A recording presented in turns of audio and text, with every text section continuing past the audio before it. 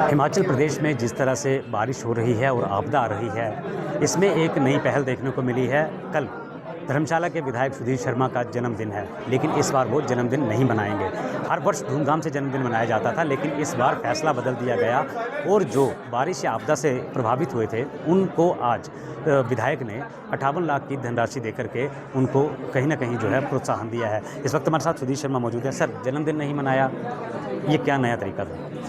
देखिए, नया तरीका नहीं है। जन्मदिन तो ईश्वर ने चाहा तो फिर आते रहेंगे, लेकिन इस बार नुकसान लोगों का बहुत हुआ है, जान माल का आपदा आई है। तो हमने निर्णय लिया कि उन तक राहत पहुंचाएं और उनके मकान जो उनको बनवाया जाए। लगभग 107 लोग तो धर्मशाला में ही पूरे क्षतिग्रस्त, कुछ मकान हो गए, कुछ आंशिक रूप से क्षति पहुंची है।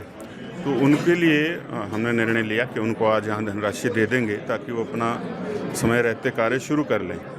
मैंने उनको ये भी विश्वास दिया है कि अभी जो हमने पैसा दिया है लगभग 107 लाभार्थियों में, वो 58 लाख रुपया, और हम यही नहीं देंगे, उनका पूरा मकान जो है उसको बना करके देंगे ताकि परिवार को रहने लायक एक अच्छी छत जो है वो मिल जाए, अपना गुजारा, वो जीवन यापन सही तरीके से कर सकें। तो ये निर्णय जो था ये मेरा अपना था। वैसे तो लोग चाह रहे थे कि जैसे हर वर्ष करते हैं वैसे ही मनाएं, सब इकट्ठा हों और वो दाढ़ी ग्राउंड में जिस तरह से करते थे, लेकिन मैंने कहा कि भाई अगले वर्ष कर लेंगे, उससे ज़्यादा कर लेना। लेकिन इस बार प्रदेश में आपदा ज़्यादा आई है और सिराज में भारी नुकसान हुआ है। वहाँ मैं कल स्वयं जाऊँगा, जन्मदिन वाला दिन है, तो वहीं जन्मदिन उनके साथ मनाएंगे। उनको वहीं जितने मैं कर सकता हूँ कुछ राहत वहाँ पर जा कर के, जिनके पूरे मकान क्षतिग्रस्त हो गए हैं, उनको वहाँ मौके पर जा कर के कल राहत दूंगा। मतलब कहा जा सकता है कल आपका जन्मदिन जो है सिराज में मनाया जाएगा आपदा प्रभावितों को राहत देकर के। तो क्या लगता नहीं कि जो प्रदेश सरकार है वो खरी नहीं उतर पा रही? इतनी बड़ी आपदा आई है, इतने लोग प्रभावित हुए हैं, तो क्या सरकार को उसमें अपनी अहमियत दिखानी चाहिए थी इस वक्त? नहीं, तो सरकारें तो इसीलिए चुनी जाती हैं कि सरकारें इस कार्य को करें। लेकिन मैंने पहली बार देखा कि वहाँ अगर राशन पहुँचा, कंबल पहुँचे, गद्दे पहुँचे, तिरपाल पहुँची है, तो भारतीय जनता पार्टी के लोगों ने वो सारा काम किया। सरकार के लोग वहाँ नज़र नहीं आए। राहत भी पहुँची है किसी और रूप में, तो भी पार्टी के लोग वहाँ गए। तो इसीलिए मैं इसलिए जा रहा हूँ, उसका कारण एक ये है कि वहाँ की भौगोलिक परिस्थिति जो है, वहाँ अब मौसम एकदम से बदलेगा, ठंड पड़ जाएगी, बर्फ़ पड़ जाएगी।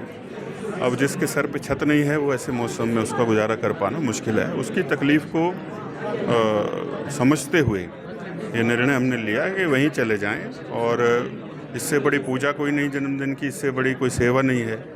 अगर अपनी तरफ से मैं प्रभावित व्यक्तियों के लिए कुछ कर सकता हूँ, मैंने समझा कि करना चाहिए। तो इसलिए मैंने जो हमारे पूर्व मुख्यमंत्री हैं, नेता प्रतिपक्ष जयराम ठाकुर जी, उनसे मैंने निवेदन किया था कि मैं ऐसा करना चाहता हूं। तो उन्होंने कहा कि आप आ जाइए, वो खुद भी कल वहां रहेंगे। तो कल का जन्मदिन जो है वो इस बार सिराज में मनाएंगे। अगर बात की जाए तो प्रदेश में एक लॉटरी सिस्टम जो है उसको दोबारा शुरू किया गया है, एक फ़ैसला लिया गया। क्या लगता है लॉटरी सिस्टम से सरकार रेवेन्यू कमा पाएगी, या फिर ये लोगों के जो हित होते हैं उनके खिलाफ ये जो फैसला रहेगा? तो सरकार के जो सलाहकारों ने एंटिसिपेट किया है 100-150 करोड़ रुपया, तो उसके लिए अगर लॉटरी चलानी पड़ जाए तो कल को तो कुछ भी चला देंगे। तो ये तो एक तरह का जुआ है। तो इस सरकार से आप कुछ भी उम्मीद कर सकते हैं, और ये सरकार जो है बिल्कुल संवेदनशील नहीं है। पहले लॉटरियां चलती थी प्रदेश में, उनको बंद इसलिए किया गया क्योंकि लोग जो हैं वो ज़्यादा लॉटरी खेलने लग गए, दिहाड़ीदार लोग खेलने लग गए, लोगों का परिवार जो है सारे डिस्टर्ब हो गए।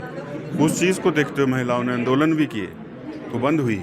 तो अब ये जा कर के फिर से एक तरह का ये इनडायरेक्ट जुआ है, जिसको कि सरकार ने लीगल तरीके से लागू कर दिया।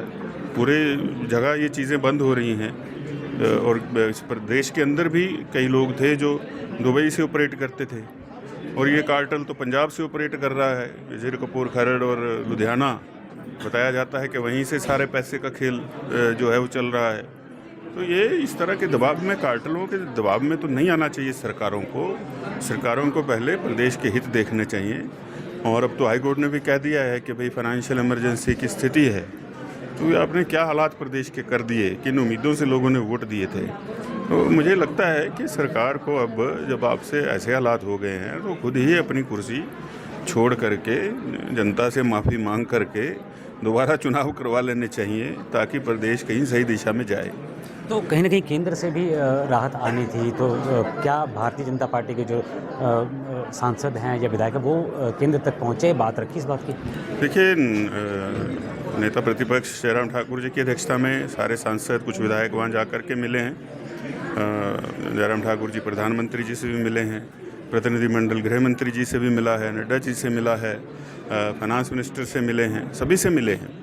और प्रयास ये है कि ये जो राहत है ये प्रभावितों तक सीधी जाए, क्योंकि सरकार तो कह रही है ओपन भेज दीजिए, पहले भी भेजी है, वो अभी तक लोगों को पिछली ही नहीं मिली है।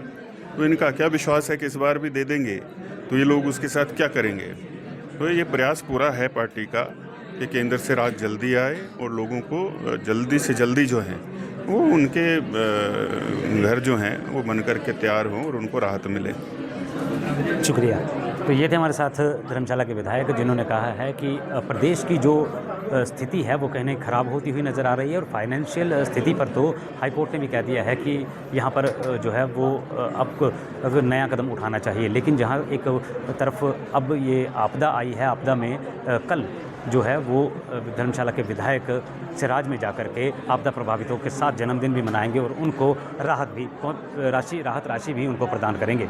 धर्मशाला से कैमरामैन राजकुमार कौंडल के साथ मनोज धीमान, खबरें अभी तक।